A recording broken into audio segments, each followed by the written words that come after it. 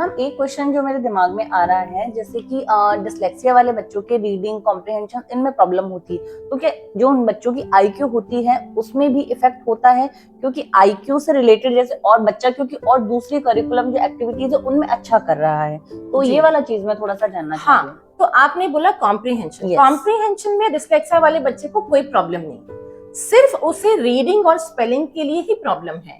Intelligence का यहाँ पे बहुत अच्छा क्वेश्चन आपने बोलिया, क्योंकि इंटेलिजेंस का कोई अफेक्ट नहीं होता डिस्लेक्सिया के साथ। Usually dyslexia most of the time above average intelligence वाले ही बच्चों को होता है। तो आईक्यू के कोई रिलेशन नहीं है कि इंटेलिजेंस कम है इसलिए बच्चा पढ़ नहीं पा रहा। बच्चे की ब्रेन की वायरिंग अलग है, इसलिए उसे जो लेटर्स उसे दिखते हैं हिंदी में, इंग्लिश में, उस तरीके से ब्रेन पे इमेज नहीं पड़ रही जिस तरीके से पढ़नी चाहिए, जिस तरीके से न्यूरोटिपिकल पॉपुलेशन है उन्हें पढ़ती है।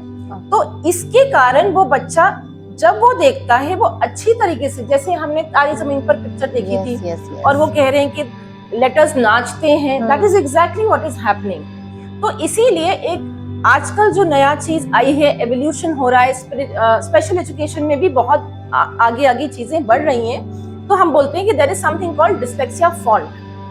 तो डिस्लेक्सिया वाले बच्चों को डिस्लेक्सिया फॉन्ट के पेपर्स और उनकी जो किताबें हैं वो देनी चाहिए।